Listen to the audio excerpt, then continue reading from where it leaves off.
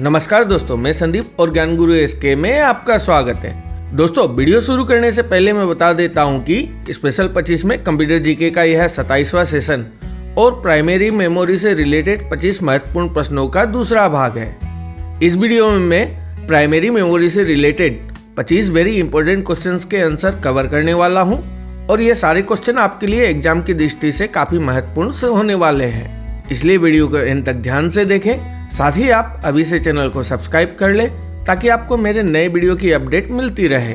अब आपका और वक्त न लेते हुए आइए चलते हैं, वीडियो शुरू करते हैं। पहला प्रश्न है, कंप्यूटर में कौन सी मेमोरी अन्य प्रकार के स्टोरेज के प्रकारों की तुलना में सबसे तेज रीड और राइट में सक्षम होती है? तो साथियों, रैम यानी कि रैंडम एक्सेस मेमोरी अन्य प्रकार के स्टोरेज के प्रकारों की तुलना में सबसे तेज रीड और राइट में सक्षम होती है। तो इस प्रश्न का सही उत्तर हो जाएगा ऑप्शन सी, रैम। दूसरा प्रश्न है, आईटी में एसोसिएटिव मेमोरी को क्या कहा जाता है? तो दोस्तों, आईटी में एसोसिएटिव मेमोरी को कंटेंट एड्रेसेबल मेमोरी कहा जाता है। तो इस प्रश्न का सही उत्तर हो जाएगा option C, content addressable memory.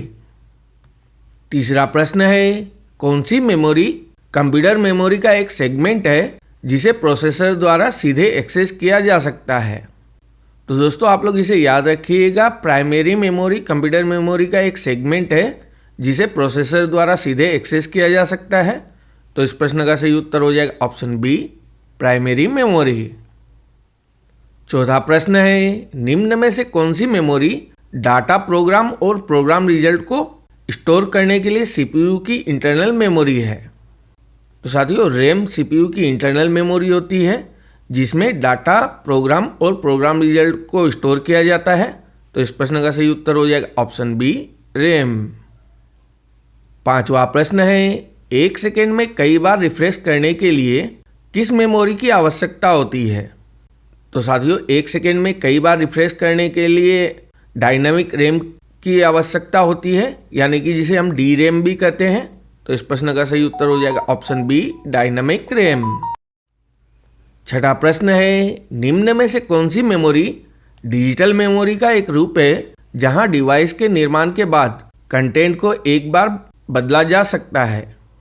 तो साथियों, पी रोम डिजिटल मेमोरी का एक रूप है जहां डिवाइस के निर्माण के बाद कंटेंट को एक बार बदला जा सकता है। तो इस प्रश्न का सही उत्तर हो जाएगा ऑप्शन बी, पी रोम। साथियों, अगर आपको वीडियो की जानकारी अच्छी लग रही है तो वीडियो को अभी से लाइक एंड शेयर कर दें। साथ ही अगर आप चैनल पर नए हैं तो चैनल को भी सब्सक्राइब कर लें। और अगर आपके दिमाग में कोई सवाल है तो कमेंट्स में ज़रूर लिखें ताकि उसका उत्तर मैं आपको दे सकूं। आइए अब चलते हैं 7वें प्रश्न की ओर। 7वां प्रश्न है, निम्नलिखित में से कौन सी वोलेटाइल मेमोरी है?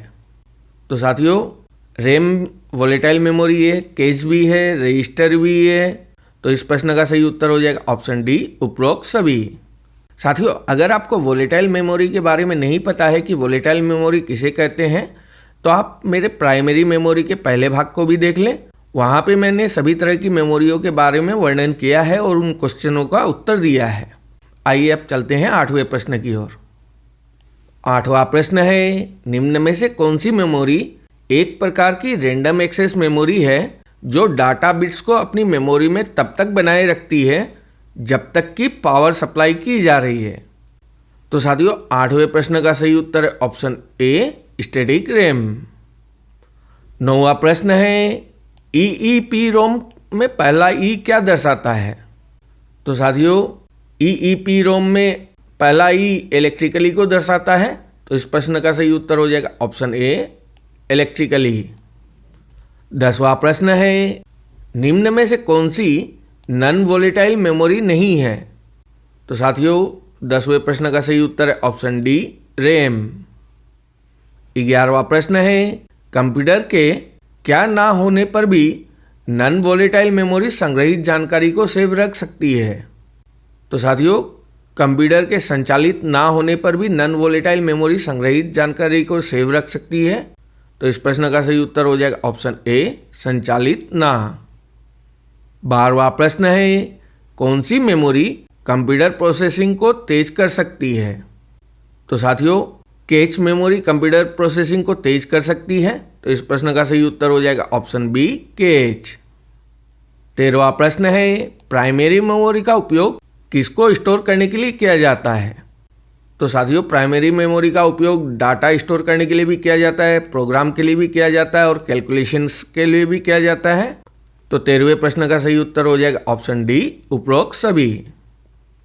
अगला प्रश्न है, किस कंप्यूटर मेमोरी में सिस्टम की बूट सेक्टर फाइलें स्टोर की जाती है? तो दोस्तों, आप लोग इसे याद रखिएगा, यह महत्वपूर्ण सवाल है। रोम में बूट सेक्टर फाइलें स्टोर की जाती है? तो इस प्रश्न का सही उत्तर हो जाएगा ऑप्शन सी, रोम। 15वां प्रश्न है, निम्नलिखित में से किस मेमोरी में ट्रांजिस्टर और कैपेसिटर का उपयोग किया जाता है? तो साथियों, डी रैम में ट्रांजिस्टर और कैपेसिटर का उपयोग किया जाता है। तो इस प्रश्न का सही उत्तर हो जाएगा option A, D RAM. D RAM का फुल फॉर्म होता है डायनामिक रैम। दोस्तों, मैंने हमारे टेलीग्राम चैनल का लिंक डिस्क्रिप्शन में पिन कर दिया है। आप उस पर क्लिक करके हमारे computer GK, geography, static GK, mix GK, history, polity आदि के वीडियो की पीडीएफ फ्री में डाउनलोड कर सकते हैं। साथ ही आप डिस्क्रिप्शन में हमारे फेसबुक पेज और सोशल मीडिया एक्स के वेरीफाइड अकाउंट के लिंक पे क्लिक करके भी हमारे साथ जुड़ सकते हैं। तो आइए चलते हैं अगले प्रश्न की ओर।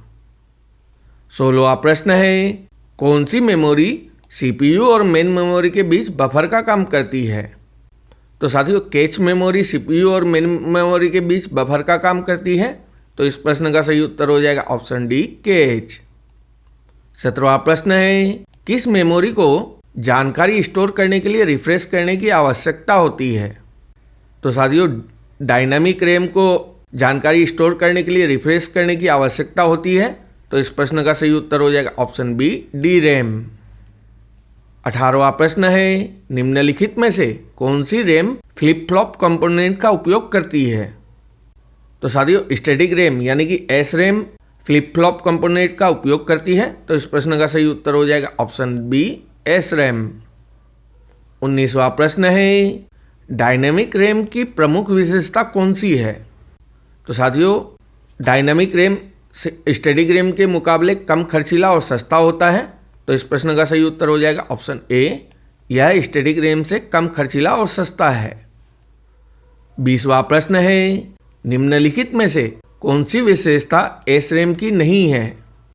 तो साथियों, इसे 1 सेकेंड में कई बार रिफ्रेश करने की आवश्यकता होती है, यह विशेषता एस रैम की है। डी रैम की तुलना में इसमें पढ़ने लिखने में छोटा होता है, यह भी सही है। एस रैम विशेष एप्लीकेशन में प्रयोग किया जाता है, यह भी सही है।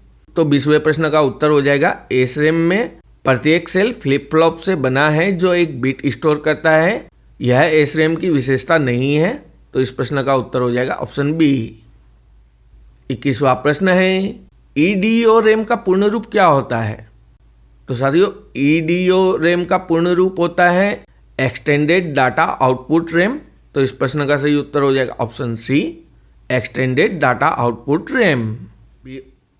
22वां प्रश्न है, रोम में स्टोर्ड प्रोग्राम को क्या कहते हैं? तो साथियों, रोम में स्टोर्ड प्रोग्राम को फर्मवेयर कहते हैं। तो इस प्रश्न का सही उत्तर है ऑप्शन सी, फर्मवेयर। 23वां प्रश्न है, रोम में क्या होता है? तो दोस्तों, रोम में इंटीग्रेटेड सर्किट होता है। तो इस प्रश्न का सही उत्तर हो जाएगा ऑप्शन डी, इंटीग्रेटेड सर्किट्स। 24वां प्रश्न है, निम्न में से किस मेमोरी के प्रकार को फ्लैश मेमोरी कहा जाता है? तो दोस्तों, EEPROM को फ्लैश मेमोरी भी कहा जाता है। तो इस प्रश्न का सही उत्तर है ऑप्शन सी, EEPROM। 25वां प्रश्न है, निम्नलिखित में से कौन सा चिप्स बेसिक इनपुट आउटपुट यानी कि बायोस को स्टोर करता है? तो साथियों, रोम बेसिक इनपुट आउटपुट यानी कि बायोस को स्टोर करता है। तो इस प्रश्न का सही उत्तर हो जाएगा ऑप्शन ए, रोम। भाई लोग, वीडियो को यहाँ तक देखने के लिए आपका बहुत बहुत धन्यवाद। आशा करता हूँ कि इस वीडियो के सारे प्रश्न आपके लिए उपयोगी साबित होंगे। चैनल पर नए हैं तो चैनल को सब्सक्राइब कर लें एंड अपने आप को ऐसा विकसित करें कि हर कोई आपके साथ खुद को सुरक्षित एवं सम्मानित महसूस करे। धन्यवाद दोस्तों।